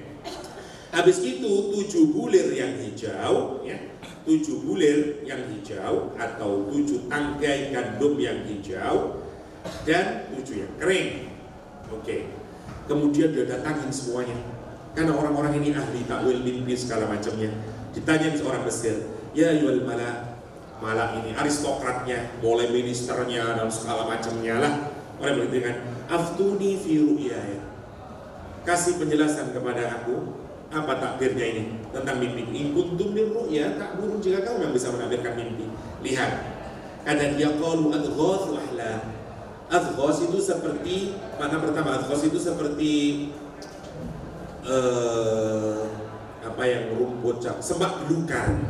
Kalau sesuatu itu siksa, nggak jelas, ada yang kesana, ada yang kesana, ada yang kesana, sehingga seperti, kalau kita ucapannya seperti inilah, seperti sesuatu yang bulat, apa ya? Kayak apa? Kayak benang yang campur baur.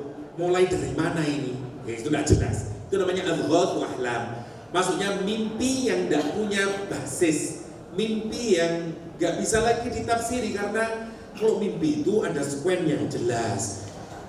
Ngomongnya mimpi raja, mimpi sampai ini mimpi tidak karu-karuan raja. Oh ya, masa satu ada yang makan ini habis mimpi sapi terus mimpi 7 bulir. Ini kayaknya tidak ada maknanya deh. Ini mimpi yang nggak ada gunanya, mimpi yang tidak mungkin bisa ditafsiri. Kenapa? Karena nggak jelas juntrungannya. Kira-kira begitulah. Qalu adghathu ahlam, mimpi kosong saja. Wa ma nahnu bita'wilil ahlami bi'amili. Saya nggak bisa, saya agak cepat ya, biar enak. Wa qala alladzi naja minhuma, saya mau ke intinya nanti. Kata dia, orang sekarang begitu ngomong tentang mimpi, baru dia ingat. Oke, begitu dia ingat, dia bilang sama si raja, kata dia bahwa ada orang yang bisa menakwilkan mimpi, yaitu Nabi Yusuf alaihis salam. Kata dia, qala alladzi naja minhuma waddakara ba'da ummatin, dia kemudian teringat setelah beberapa masa, ya, baru dia, ana unabbiukum, aku akan menceritakan kepada kalian bitakwilihi fa'arsilun. Kenapa kata dia gitu? Kenapa yang meskipun bertanya raja, tapi dia menyatakan ana unabbiukum? Karena semuanya orang hadir di situ. Dia bilang seakan-akan karena ini mimpi yang sangat penting, nanti jawaban saya ini bukan hanya untuk para raja, kalian semuanya, tak jelasin semuanya. Ana unabbiukum. Ini kayaknya scene-nya di istana raja, semua orang ada di situ. Dan karena itu, tolong utus saya untuk kembali lagi ke penjara, saya cari Yusuf. Oke, bukan ini poin gak pentingnya. Terus saja, penting semuanya, tapi untuk kepentingan kita. Oke. Kemudian ayat yang kemudian Yusuf, dia sekarang ketemu Yusuf, kembali lagi ke penjara. Yusuf, ayyuhas siddiq.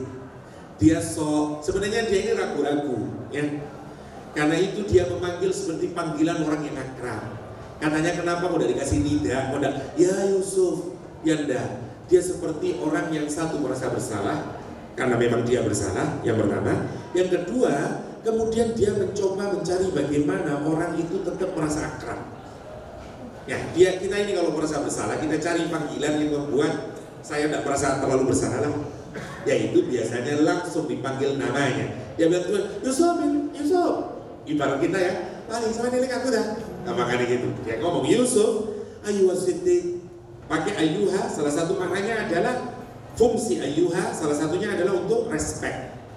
Ya, kalau kita ngomong ayuhal ustad, beda dengan ya ustad. Ya, dulu pernah kita bahas ayuha kalau kita respecting others. Ya, oke, kita bilang ayuha siddiq, wahai orang yang selalu omongannya benar. Ini salah satu karakter Nabi Yusuf yang lain. Kata dia, aftina fisab, ini ceritain raja mimpi begini. Nabi Yusuf alaihi salam kemudian dijelaskan, la'alli arju ilan nasi la'allahum ya'lamun. Nanti aku akan kembali dan menceritakan itu, nanti biar dijelaskan. Oke, saya singkatkan saja. Qala tazra'una, dijelaskan oleh Nabi Yusuf alaihissalam, mimpinya adalah maknanya lihat. Yang ditanyai mimpi, jawabannya tidak sekedar mimpi. Kalau mimpi, maknanya cuma 7 sapi itu maksudnya adalah musim yang gemuk itu musim yang baik. 7 sapi yang kering itu maksudnya musim kekeringan. Cukup. Lihat, jawaban Nabi Yusuf adalah jawaban melebihi takwil mimpi, tapi jawaban solusi. Jadi yang diminta A, jawabannya A plus B. Itu untuk membuktikan apa? Muhsin. Kita ini misalnya ada orang, Ustadz, boleh tanya di mana kampus satu itu Ustadz? Misalnya di mana kampus Putri itu Ustadz? Oke, kalau kita cuma itu loh, sama nyatok sebelum di kono, sebelah sana itu kampus satu. Kita biasa aja. Oh, mau gitu, mau saya antarkan. Wah, kita namanya muhsin. Karena kita berbuat yang lebih baik lagi. Ya, kita berbuat yang paling maksimal. Lihat Nabi Yusuf alaihissalam. Ditanyainya tentang takwil mimpi, tapi jawabannya tidak sekedar takwil, tapi solusinya. Kayak apa mengatasinya? Itu kata para ulama. 1. Jadi yang diberikan adalah jawaban solutif yang pertama. Yang kedua, itu untuk menunjukkan bahwa Nabi Yusuf benar-benar nabi. Ya, yang menjawabnya itu, yang concernnya terhadap orang lain jauh lebih besar dari sekedar perhitungannya sendiri. Karena ini menyangkut nyawanya orang banyak. Bayangin kalau Mesir mengalami masa kekeringan hingga 7 tahun, berapa juta orang yang akan mati? 1. Yang kedua, berapa lagi tambahannya, berapa nyawa lagi yang akan mati dari daerah-daerah yang bergantung kepada Mesir saat itu. Karena itu Nabi Yusuf jawabannya kata dia, tazra'una, bilang sama rajamu, dia suruh bercocok tanam sebagaimana biasanya selama 7 tahun. Misalnya kalau bulan ini padi-padi, habis itu jagung-jagung, terus selama 7 tahun. Jangan yang aneh-aneh, sebagaimana yang biasanya dulu. 1. Dan disimpan, makan dikurangi. Nanti hasil panennya, gandumnya jangan dicopot dari tangkainya, biarkan begitu. Karena katanya gandum Mesir itu hanya bisa bertahan dalam waktu 2 tahun. Kalau dicopot, karena itu Nabi Yusuf ngasih resep, biarkan dia di sumbulannya itu, biarin dia, jangan dirubah. Karena dengan demikian nanti dia bisa stay longer dengan cara begitu. Oke, sehingga cerita itu bukan takwil mimpi, penyelesaian itu namanya muhsin. Bukan sekedar tafsir, oke, yang dimaksud itu namanya udah dijelasin caranya. Begitu jelasin expertise, sekarang didatangkan ini ngomong ke raja. Rajanya terkesima karena raja gila ini, anak ini bagus banget. Kenapa? Karena jawaban Nabi Yusuf itu yang dimaksud tadi oleh Mario Teguh. Ya, nanti alam tahu caranya sendiri. Jawabannya sebenarnya cuma takwil mimpi, tidak medit dia dengan ilmu, dikasih jawaban yang sempurna. Oke, kita lihat sekarang. Saya simpulkan summa. Kita ambil saja langsung ke ayat yang keempat, ke-50. Begitu setelah datang, apa katanya Malik sang raja? Wa qala al-Malik, raja sekarang berkata, Kata dia, ituni bihi. Kata dia, datangkan, bawalah Yusuf itu kemari. Pertanyaannya nanti, apakah Yusuf datang? Enggak datang. Baik, orang sudah di penjara 7 tahun dalam kegelapan, makan gak enak. Sekarang kan mestinya saatnya Yusuf menerima tawaran untuk keluar dari penjara. Setelah raja terkesima dengan ekspertis. Saya tanya, kalau kita punya ekspertis dalam bahasa pendidikan, kita sebut sebagai apa itu? Hard skill. Hard skill adalah skill yang bisa dipelajari. Ya, orang bisa mempelajarinya, seperti kecakapan orang main komputer, kecakapan orang berbicara dalam bahasa Inggris. Ilmu lah yang kita pelajari. Semua yang dipelajari dari bangku sekolahan namanya hard skill, oke? Yusuf sekarang dikenal raja satu, hard skill. Pertanyaan saya, kalau kita dikenal orang hanya karena hard skill, belum tentu memikat orang. Kenapa? Hard skill urusannya otak. Apa yang memikat orang? Batin, soft skill. Soft skill itu memikat orang. Nanti Yusuf tidak mau keluar dulu. Kenapa? Karena kalau kita nanti perhatikan, soft skillnya belum diketahui oleh raja. Maka nanti begitu raja tahu soft skillnya, raja kelepek-kelepek. Perempuan itu nanti apa lagi? Nanti yang menarik, yang membuat orang itu kelepek-kelepek, sebenarnya yang lebih kuat bukan hard skill, tapi soft skill. Buatan apa-apa Ustaz, masih buatan mati pinter, tapi Masya Allah sayangnya sama saya. Aduh, wah, ini kelepek-kelepek nih nanti. Nah ini nanti kita perhatikan, kita belajar dari Yusuf. Anak kita juga harus dibekali dua. Gagalnya pendidikan adalah cakap dia di hard skill, tapi tidak di soft skill. Kecakapan dia untuk interpersonal relationship, ngadepin orang, tawaduknya kepada orang, pinternya dia, nah itu bagian kecakapan individual. Baiknya akhlaknya orang, senyumnya dan segala macamnya. Nanti kita lihat Nabi Yusuf alaihissalam, trustworthy-nya orang. Nah, Nabi Yusuf punya apa? Dia didakwa apa? Dia menggoda perempuan. Dan itu sebenarnya kalau kita pikirkan sebagai seorang budak, wajar nggak budak itu udah ada harganya. Menjadi budak aja sudah punya harga diri. Masa Yusuf masih mementingkan harga diri? Satu, ya, yang pertama. Nanti yang menarik, Yusuf itu merasa dirinya itu masih buruk karena di luar sana yang diomongin oleh dharma wanita Mesir adalah Yusuf menggoda Zulaikha dan Yusuf menggoda kita perempuan. Memang Yusuf tidak layak lah, tidak nurut sama keinginan yang majikan. Sekarang perhatikan. Kata si raja, bawa Yusuf ke sini. Falamma ja'ahu rasul qala irji ila rabbik. Yusuf menolak.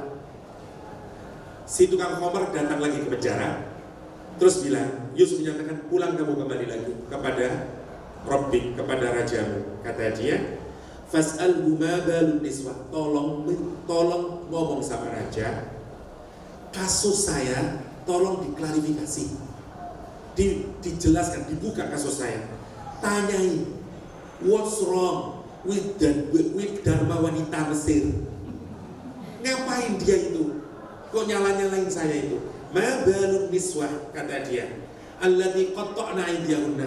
Ngapain orang Mesir perempuan dia potong tangan? Tolong bilang sama raja, buka case perempuan-perempuan yang memotong tangan itu. Datangkan semuanya. Ya, inna rabbi bikaidihinna alim. Ya Nabi Yusuf. Kenapa? Karena Nabi Yusuf mau membersihkan diri. Pelajaran pertama, orang itu kalau mukmin sejati, mana yang dia cari? Freedom atau kehormatan diri?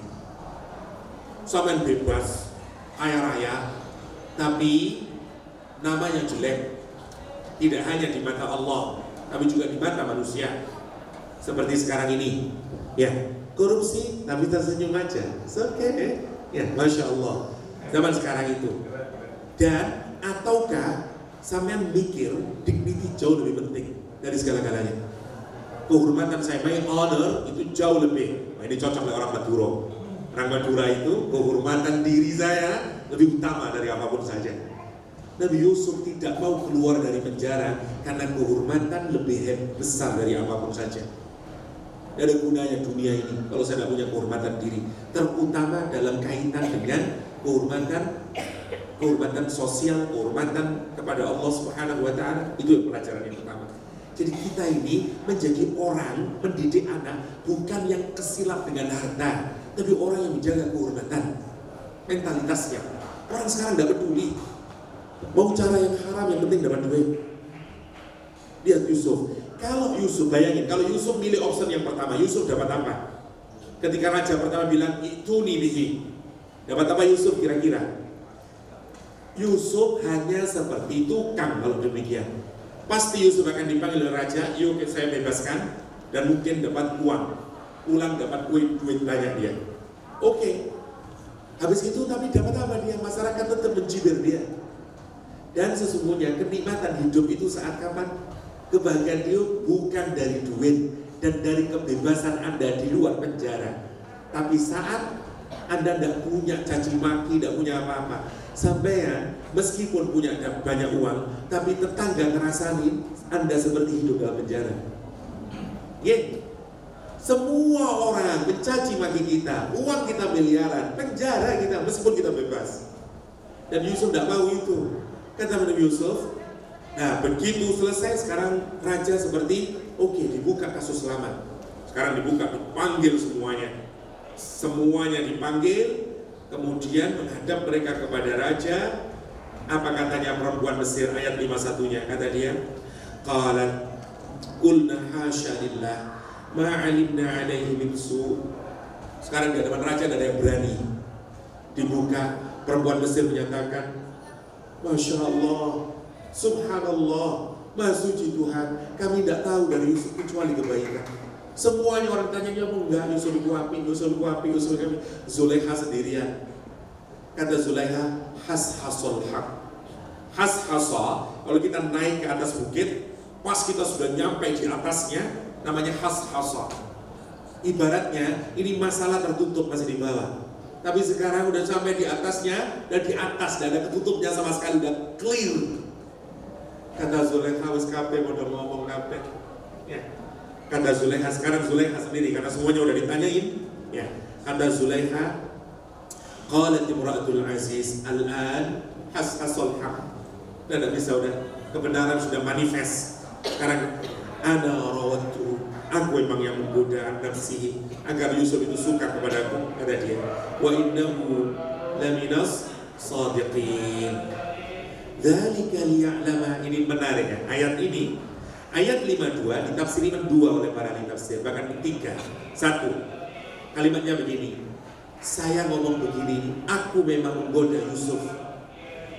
Tetapi kata dia, kata Zulekha, dzalika liya'lama, karena Yusuf ada di tempat. Aku ngomong begini agar Yusuf tahu. Anni lam akhunu bil ghaib. Aku itu tidak pernah berkhianat sama Yusuf. Aku ngaku, aku yang salah. Saya tidak pernah ngomong Yusuf yang salah, enggak. Saya nggak mau nyakitin hati dia, karena saya terlalu cinta sama Yusuf. Oh, kawan, itu makna yang pertama. Cinta sama yang lain. Jadi dikaitkan kepada Yusuf yang pertama. Yang kedua dikaitkan kepada suaminya. Karena boleh jadi Al-Aziz ada di situ karena dia minister. Oke? Dia bilang, saya memang merayu Yusuf, tapi saya tidak berzina loh mas. Saya tidak berzina. Saya ini, ya, ini saya pengakuan saya ini agar kamu tahu, aku itu tidak berkhianat. Saya memang menggoda, tapi saya tidak berzina dengan Yusuf. Saat mas tidak ada, ya, kata dia. Wa anna Allah la yahdi kaidal kha'inin, dan Allah tidak memuluskan rencana busuk orang-orang yang berkhianat. Mana yang kedua? Mana yang ketiga? Ucapan ini bukan ucapannya Zulekha. Kenapa? Karena kata para tafsir, gak mungkinlah wanita penggoda model Zulekha bisa keluar dari lisannya kalimat yang terlalu indah. Apa itu? Innallaha la yahdi kaidal kha'inin. Terlalu dalam maknanya buat seorang penggoda suami orang. Ya. Oh, bukan suami ya. Yang menarik, kalimat itu terlalu dalam kata para ulama. Sesungguhnya Allah la yahdi, tidak akan memuluskan, gak akan kasih hidayah sehingga bisa dieksekusi, bisa mulus jalannya, bisa selesai urusannya. Urusan siapa? Kaid, plot yang buruk, rencana yang buruk. Siapa? Al-khainin, orang yang berkhianat. Bagaimana Zulaiha bisa mengambil kesimpulan yang terlalu baik ini? Karena itu kata para ulama tafsir, ini mesti omongannya Nabi Yusuf. Jadi dibikinlah rangkaian ceritanya. Setelah mengaku yang tidak ada di Al-Quran, ngomonglah si tukang khomer kepada Yusuf. Yusuf, sekarang dalam wanita ngaku wes, sampai yang benar. Zulaiha juga ngaku. Terus Yusuf, dzalika liya'lama, aku sekarang pemberitaan mereka itu, pengakuan para wanita Mesir itu, liya'lama, agar Al-Aziz tahu, lam akhunhu, aku tidak pernah berkhianat kepada tuanku Al-Aziz. Sama-sama benar, cuma agak sedikit dipaksakan lah. Nah, pendapat yang tetap menyatakan ini kalimat Zulaiha, apa rasionalisasinya? Zulaiha itu sudah mulai sadar. Dan dasar dia memang orang yang baik, orang pintar Zulaiha ini. Dan setiap manusia itu punya fitrah yang baik. Zulaiha ini hatinya sekarang sudah sadar, dia merasa bersalah. Dan kemudian dia menyatakan, innallaha la yahdil qaidal kha'inin. Tapi kalau kita lihat dari siapnya, memang lebih tepat ucapannya siapa? Ucapannya Zulaiha. Sama juga dengan ayat selanjutnya, wa ma ubarri'un nafsi, juga 3 kalimatnya. Kalau dikaitkan dengan Zulaiha, dia menyatakan, saya ini memang menggoda Yusuf, tapi saya tidak berzina loh. Ini saya ngomong begini, ini bukan berarti saya inosen, enggak. Saya memang salah, tapi bukan saya tidak berzina. Yang salah itu adalah jiwa saya itu loh, yang ada di sini saya itu, yang terus maksa saya untuk berbuat jelek. Wa ma ubarri'un nafsi, aku tidak membebaskan diriku. I'm not innocent, saya bersalah, saya ngaku saya salah. Tapi jangan salahin saya dong, saya ini tidak berzina. Yang membuat saya begini ini adalah jiwa saya di sini. Lah bulet aja omongannya. Kata para ahli psikolog, orang itu kalau salah omongannya bulet. Ngaku salah tapi enggak. Oh salah itu omongannya dia bilang ana rawatuhu. Habis gitu dia bilang lam akhunhu. Habis itu wa ma ubarri'un nafsi, bulet aja ngomongin. Ya, kalau dikaitkan kepada kalau dikaitkan kepada Zulaiha. Kalau dikaitkan kepada Nabi Yusuf menyatakan, ya, aku yo salah.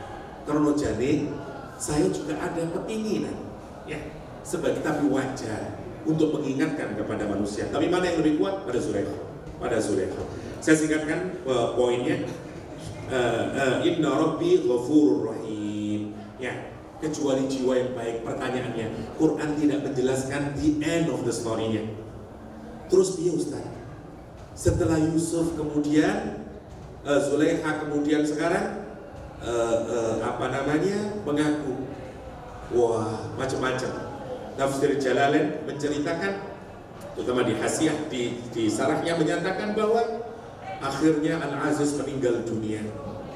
Zulaiha diketemukan masih perawan karena ternyata bahwa Al-Aziz impoten.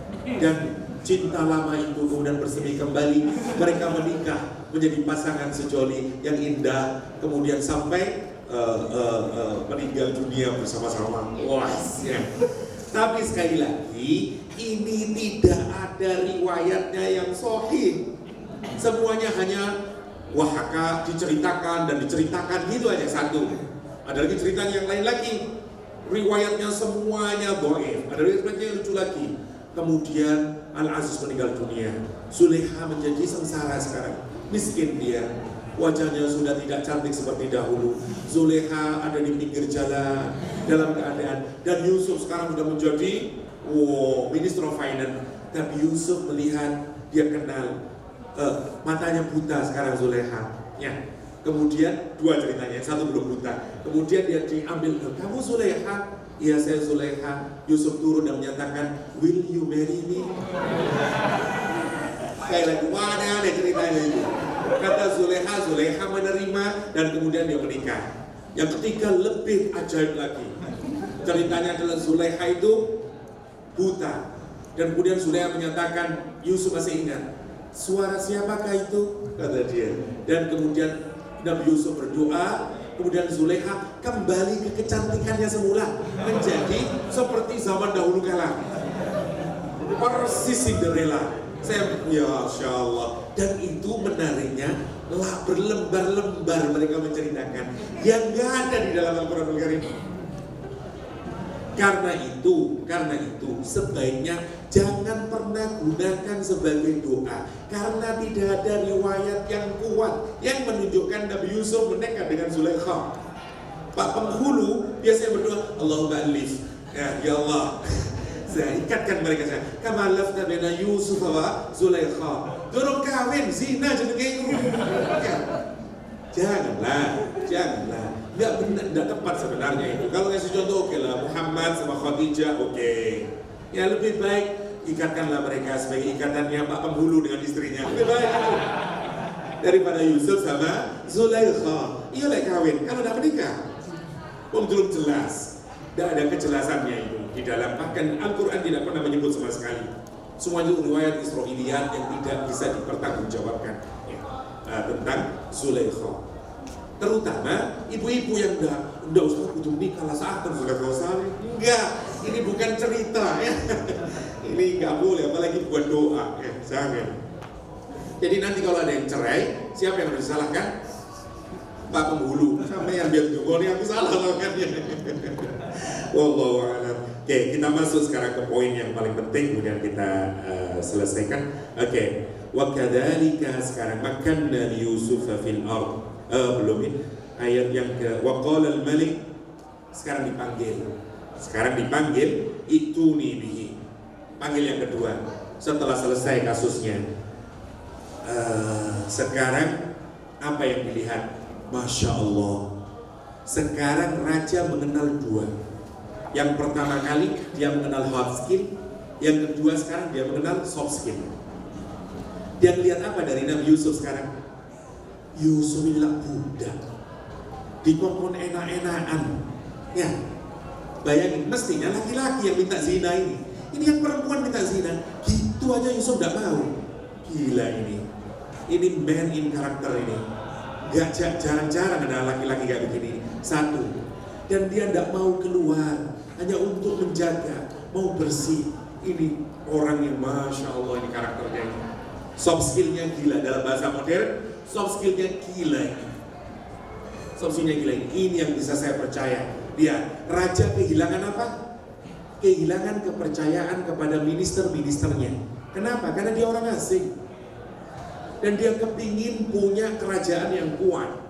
Sementara ini orang Mesir semuanya punya cita-cita gak jelas. Ya seperti yang di lingkarannya Jokowi dan lingkarannya Prabowo lah, semuanya punya kepentingan semuanya. Saya susah mencari orang yang benar-benar tulus sama saya.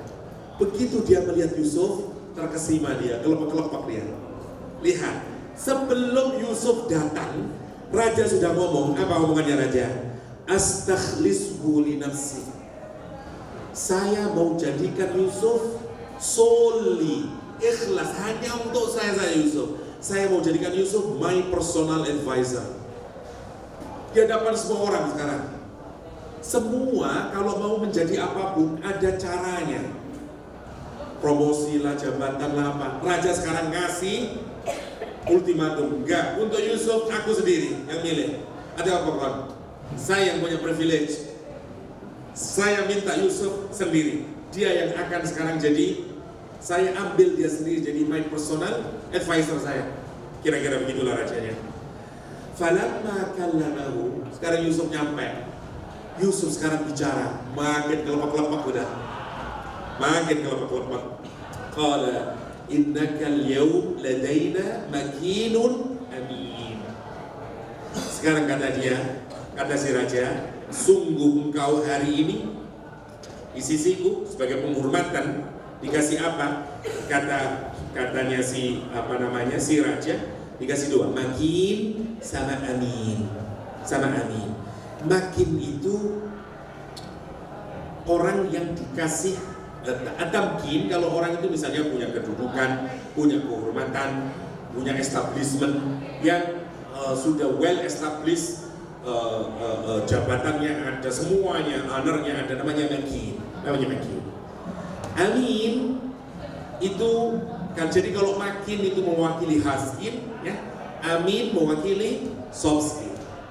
Itu dipercaya dan segala macamnya. Terakhir, ayat terakhir kajian kita, qala Nabi Yusuf dan berkata, ij'alni ala khazainil ard inni hafizun alim. Inni hafizun alim. Oke, jadi yang pertama, Nabi Yusuf alaihissalam diangkat oleh raja setelah Nabi Yusuf menunjukkan dua karakter. Satu, hard skill-nya ditunjukkan, kemampuan dia menyelesaikan persoalan. Ya teruskan raja, ini begini takdirnya, tapi selesaikannya caranya adalah satu, suruh nanam, masyarakat ini suruh nanam selama 7 tahun begini, nanti setelah itu masukin ke dalam bulognya begini, raja nonton, oh good, hard skill-nya keren. Habis itu yang kedua, soft skill-nya ditonton, Masya Allah kejujurannya anak ini dan segala macamnya. Kita sering kali kalau menguji, kita lihat dulu berapa IPK-nya, 3,8, yang ini 3,9, oke. Tapi kita lihat semuanya untuk sombong hari ini. Yang ini agak begini, yang ini Masya Allah, ini enakan. Kita milih yang 3,8. Kenapa? Soft skill-nya lebih keren. Kenapa? Karena soft skill jauh lebih penting sebenarnya. Yusuf menampakkan dua-duanya, dan karena itu raja kelepek-kelepek dapat dua-duanya. Dan yang menarik, Quran itu konsisten. Kalau mau menjadikan seorang punya posisi, selalu ngaitin dua, soft skill, hard skill. Sebelum orang manajemen ngomong tentang hard skill, soft skill dari dulu. Masih ingat ceritanya putrinya Nabi Shu'aib yang meminta Nabi Musa untuk di-hire? Kalau rekrutmen proses, ikutinnya dia bilang apa? Inna khaira man istajartan al-qawi Jokowi, al-amin, amin ma'ruf. Ya, gak ada hubungannya ya. Kata dia, ada aja saya baca di, Masya Allah, Qawiyul amin. Ini indikasi ya tadi, Masya Allah.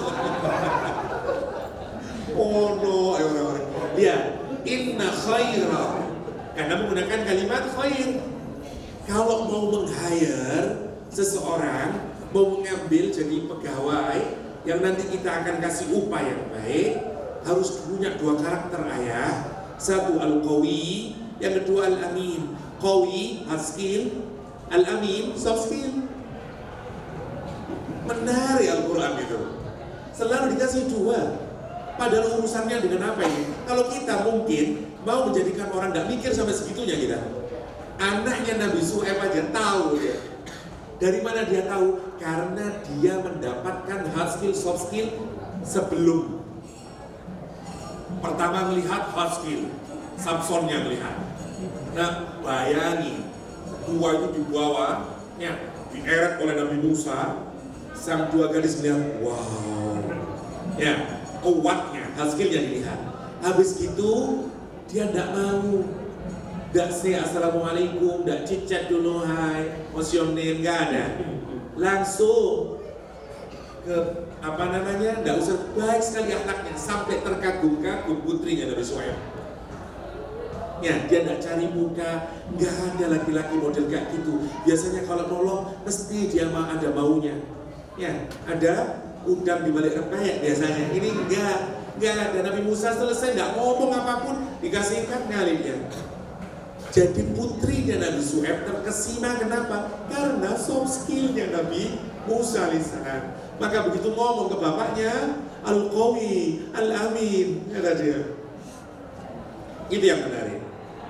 Kita ini kalau milih pemimpin, pilihlah yang dua. Maksudnya bukan nomor dua ya. Pilihlah yang duanya itu dari aspek dua. Satu dari aspek hard skill, dari aspek soft skill. Sama. Nah ini juga PR buat tazkiyah menurut saya. Apakah tazkiyah sudah menumbuhkan hard skill sama soft skill terhadap anaknya? Dan dari mana startnya? Guru-gurunya muhsin, nanti menghasilkan muhsin. Dan kalau ada dimanapun dia, tempat itu akan menjadikan dia untuk menyemai ma'rifatullah. Dan kalau dia proses pembelajaran di sini menggabungkan dua, satu hard, yang kedua brain, dua-duanya dipakai, karena itu yang paling efektif. Kenapa? Karena heart sama brain nanti ujungnya. Yang brain menghasilkan hard skill, yang heart mengalihkan soft skill. Masya Allah, indahnya Al-Quranul Karim. Kita mau tarik kemanapun sebenarnya Al-Quran itu bisa saja, karena memang dia hudal linnas. Tergantung kita mau kemana ini sangat bisa kita tarik kemanapun saja ya. Dan sesuai bagaimana kita bisa menggunakan ayat ini untuk kepentingan ke depan. Akan lahir Yusuf lagi ya, yang akan tahan bandingan karena dia punya soft skill yang kuat. Hatta dalam penjara dia akan bersabar, dan justru dia gunakan penjara untuk melejitkan anak-anak kita nanti. Dia bukan hanya menjadi pribadi yang tidak tangguh, tapi kalau dia berada di bawah dia akan tangguh. Dia jadikan justru ketidaksuksesan itu menjadi awal dia untuk bangkit dan melahirkan kesuksesan. Itu yang menarik yang kita perhatikan. Itu yang kita lihat dari kejadian Nabi Yusuf alaihissalam. Dan biasa lihat, justru dari kesusahan dalam penjara, Yusuf alaihissalam berhasil meraih istananya sendiri. Istananya sendiri. Itu yang paling penting. Bahkan nanti Allah mempersilakan, bahkan dipersilakan untuk milih rumah oleh Allah SWT. Dan kalau orang sukses boleh menikmati kesuksesan itu, punya rumah yang baik itu boleh, versi Al-Quranul Karim ya. Wa kadzalika makkanna li Yusuf, boleh fil ard yatabawwa'u min haitsu yasha, silakan ya. Sebenarnya tabawwa itu awalnya orang kalau mencari rumah. Yusuf gak pernah mencari rumah, selalu pindah-pindah dia dari rumah orang tuanya ke sumur, ke istana, semuanya dari dia.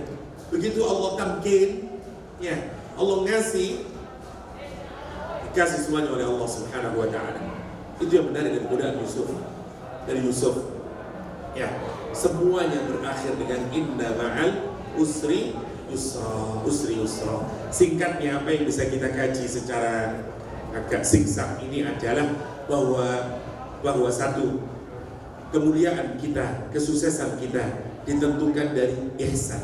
Yang pertama, dari mana kita belajar ihsan? Dari Allah Subhanahu Wa Taala. Bukankah Allah adalah zat yang paling terbaik membuat ihsan kepada kita? Ya, pertama kali kita belajar ihsan. Jadikan pribadi guru-guru kita menjadi orang-orang yang muhsinin. Target kita menjadi orang-orang yang muhsinin. Dalam apa? Dalam ranah kita masing-masing. Mengajar kita mengajar yang paling ihsan. Ya. Dalam interaksi kita sesama antar guru, interaksi yang paling ihsan. Hubungan kita antara antasan dan bawahan, hubungan yang paling ihsan. Kalau itu sudah tercipta, insya Allah, maka nanti pola pendidikan kita akan menghasilkan dua pola itu. Pendidikan yang tidak hanya digerakkan dengan brain, tapi juga digerakkan dengan hati. Sebagaimana Nabi Yusuf alaihissalam di dalam mengajari muridnya di penjara. Habis itu maka hasilnya adalah hasil yang hari ini kita sebut sebagai hard skill, soft skill, yang dalam pengertiannya yang paling maksimal. Sehingga kemudian dengan dua bekal itu mustahil anak didik kita tidak sukses. Kalaupun dia mengalami masa-masa sulit, masa-masa sulit itu akan melahirkan dia, menjemput kesuksesannya di masa yang akan datang. Kira-kira itu yang bisa saya sharingkan berkenaan dengan kelanjutan serial Surat Yusuf dikaitkan dengan pendidikan yang bisa saya ikhtiari. Semoga ada manfaatnya. Nopo wonten tanya jawab atau langsung kita akhiri? Oke. Semoga ada manfaatnya dan semoga Allah memastikan kita menjadi muhsinin, menjadikan kita menjadi Yusuf di abad ini, sehingga kita bisa membimbing anak-anak kita, murid-murid kita ya, menjadi orang-orang yang muhsinin dan manfaat di dunia wal akhirah, di din wa dunia wal akhirah, dan memiliki hard skill, soft skill yang paling maksimal sehingga melahirkan anak-anak didik menjadi anak-anak didik yang sukses ya, yang bermanfaat bagi agama ini, bagi masyarakat yang lebih luas dan bagi kehidupan akhiratnya kelak. Amin Allahumma amin. Allahumma salli ala Muhammad wa ala ali Muhammad walhamdulillahi rabbil alamin. Allahumma ja'alil Qur'ana rabi'a qulubina wa nura sudurina wa jalaa ahzanina wa dhahaba humumina wa humumina. اللهم اجعلنا وأولادنا وتلاميذنا وجماعة من أهل العلم وأهل الخير ولا تجعلنا وإياهم من أهل السوء وأهل الضير. ربنا آتنا في الدنيا حسنة وفي الآخرة حسنة وقنا عذاب النار وادخلنا الجنة مع الأبرار يا عزيز يا غفار يا رب العالمين. وصلى الله على نبينا Muhammad wa alihi wasallam. Alhamdulillahirabbil alamin. Terima kasih sekali lagi, mohon maaf kalau ada kekurangan, dan Allah yang majma'in. Wallahu muwaffiq ila aqwamit thoriq. Wassalamualaikum warahmatullahi wabarakatuh.